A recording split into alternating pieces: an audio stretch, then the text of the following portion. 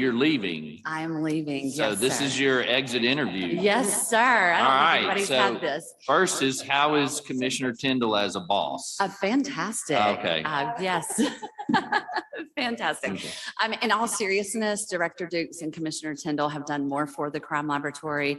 Obviously with your help, thank you, $1.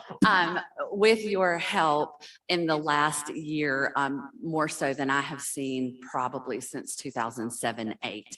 If I can indulge you for just a second with some visual aids, this is a picture of my children. They are currently, my daughter is 22, my son is 18.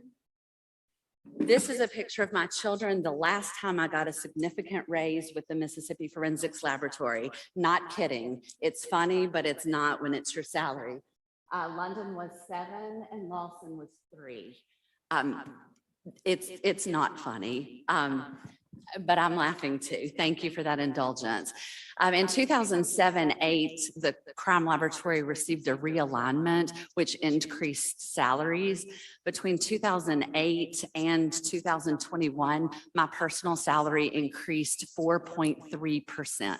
Okay, and I'm going to, please tell us what your job is, because there may be people here who don't know what your job is.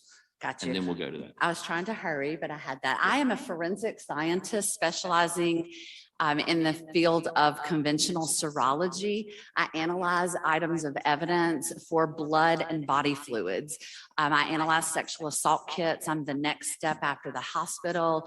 Clothing items for blood, seminal fluid, preserved for DNA. Basically, my job is to tell what the body fluid is. It then goes to DNA analysis, and they potentially can tell you whose body fluid it is. And what kind of training is required for that? I have a Bachelor of Science degree from Millsaps College with a major in biology, with an emphasis in molecular biology and a minor in chemistry. I also attended Mississippi Baptist Medical Center's School of Medical Technology. So I'm a medical technologist by trade. In 1999, I started at the Mississippi Forensics Laboratory, crime lab at the time, and entered the drug section, controlled substance section. I worked there for approximately 8 years, and then I cross-trained in the field of serology. At the time that I was in the drug section, I was consistently the highest case working analyst in the state. As a serologist, I am the top 2 in case working analysts. And unfortunately, I'm taking all of that education, training, and experience, and I'm going to a private laboratory starting March 1st. Now back to why your raises or non-raises. Right. Our scientists start out at $33,600. They are required to have a bachelor's degree for the most part in a hard science. So chemistry, biology, biochemistry, not psychology or sociology. And once again, $33,600. Just to throw this out there, Marshall County is hiring a correctional officer right now. It's on the state personnel website. It requires a high school equivalent curriculum to an 8th grade education, and they are starting out at $36,700. 8th grade education, yet our scientists who have to come in with a bachelor's degree or they're not qualified, start out at $33,600. Unfortunately, because that salary is so low, we are also not getting the top pick of graduates. Top picks of graduates are going where the money is, and it's not at the Mississippi Forensics Laboratory.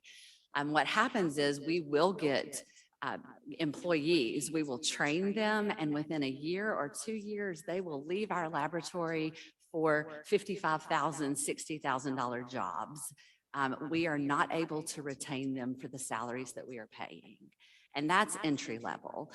For those of us who have been there for 15 years plus, once again, had not seen a salary increase between 2008 and 21. However, thank Director Dukes, Commissioner Tyndall. Some of us received a 10% increase in salary for 2022. 7% of that came in December. So we appreciate that. Unfortunately, for some of us, it's just too little, too late. And I point out, and we have a young lady that works in the Meridian Lab with Brandy. Her name is Maggie Rowland, and Maggie finished her time as a trainee for a year, and now she's finishing her second year as an employee of the Mississippi Crime Lab, a scientist. Correct. Bachelor's degree, and her salary right now is $34,100. So she's about to go out on maternity leave. I'm confident that if we don't have this situation fixed for her by the time she comes back, she's probably going to be working at the lab with them that they're joining. So these are really real. When you look at what we're requiring them to have as far as education and then what we're willing to pay. And I go back to this, and I understand that government jobs sometimes don't need to be competing with the private sector on salaries. But the importance of what goes on at the crime lab, when we're talking about the analysis that has to be done, that can affect somebody's freedom, can affect victims and whether or not the perpetrators of the crimes against them go to jail.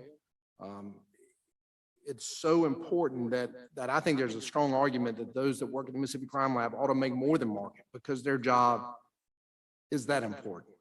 And so I think we got to take a hard look at what the salaries are, not just meeting market, but maybe even exceeding market when you're talking about the scientists and the importance of the job that they do at the Mississippi Crime Lab. We talked a little bit about the young person that left and went to work in Vicksburg on the coast. We had a crime lab technician down there named Raven. We were, I think, paying her $40,000 a year, maybe 38, 39. Jackson County started its own crime lab and offered her over $50,000 a year to come be their private drug analysis technician. And so we lost somebody, and other counties have talked about that. And we're trying to do our job and do our best. We have a press conference coming up Monday with Rankin County where they've agreed to hire an employee, and actually we're going to put them to work at the Mississippi Crime Lab in Pearl so that counties don't have to start their own crime lab, but maybe they can help fund some of the positions that we have and fill them. So we're working, trying to find solutions. But I think from the legislative perspective, at some point we got to ask ourselves, how important is this job? And are we willing to pay more than market to get the best and the brightest doing it? It'd be the equivalent of UMMC saying, well, because it's a government hospital, we're going to pay the doctors here less. It's not going to work. Doctors are important no matter where they're working, and you want to get the best of the best. And I think that's where we got to get to at the crime lab. Can you mention something about the recent competition? Can you tell the committee about that with the cannabis? Oh, yeah. And so both Brandy and Keith that are back here are going to work at a private crime lab for the medical marijuana. Not a private crime lab, but a private lab that is a medical marijuana lab, and they're doing the analysis there. And I'm going to let Keith talk a little bit. Brandy's retiring, so she's in a different situation, right? She can start collecting her purse check. I'm going to let Keith talk a little bit about the situation he's in and why he's leaving to go to the same work. Thank you.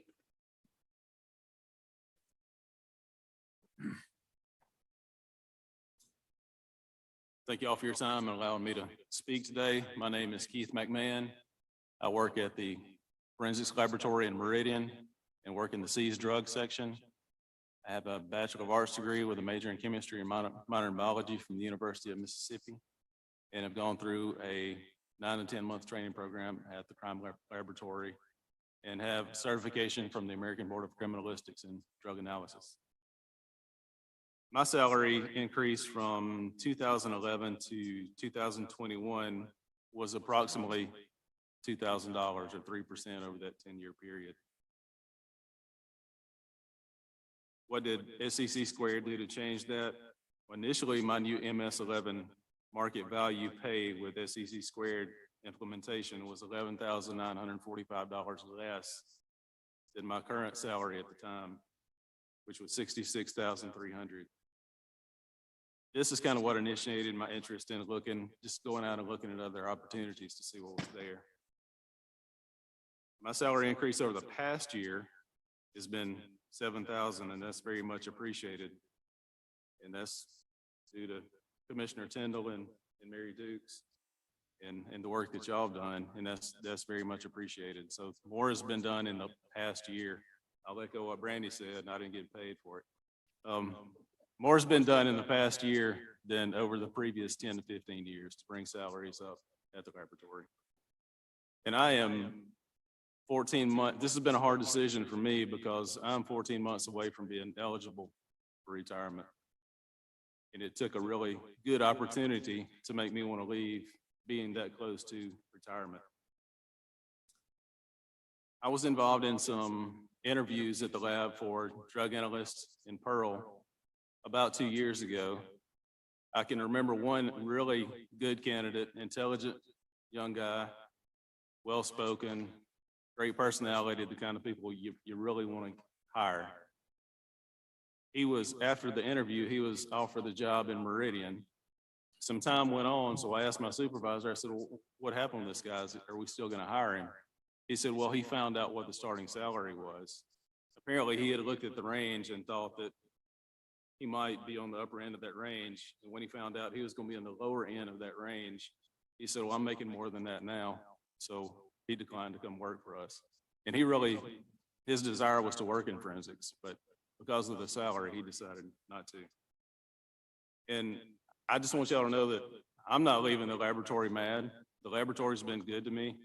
I've enjoyed working there, but it just comes down to an opportunity financially that I can't turn away from.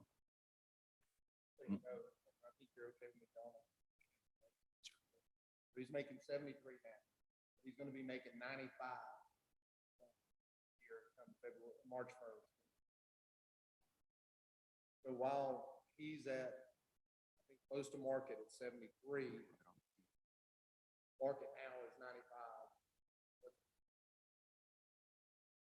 95. Are y'all both in the positions that y'all get either subpoenaed or to testify? So I don't know that everybody knows that. So in addition to that, you get subpoenaed by prosecutors and even I would assume defense attorneys to come all over the state. Is that correct?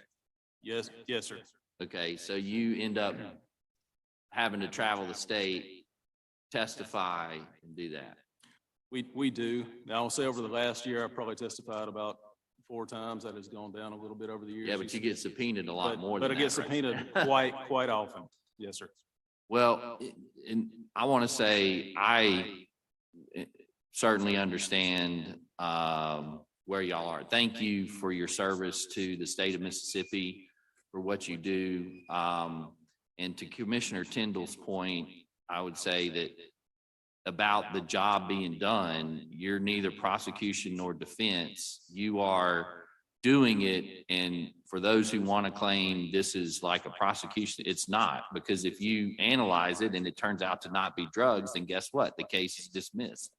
It's about justice in that. So from us, thank you for coming to testify here and for what we hear. I think the message has been delivered. You can bet on that. So, but we, you know, if it's a core function of government, which I would argue it is, then we have a right to look at that. And so we want to support you. Well, let me put it this way. Don't blame anybody for making better salary and all that. So we have to, so good luck to you, and we have to recognize that. So thank you.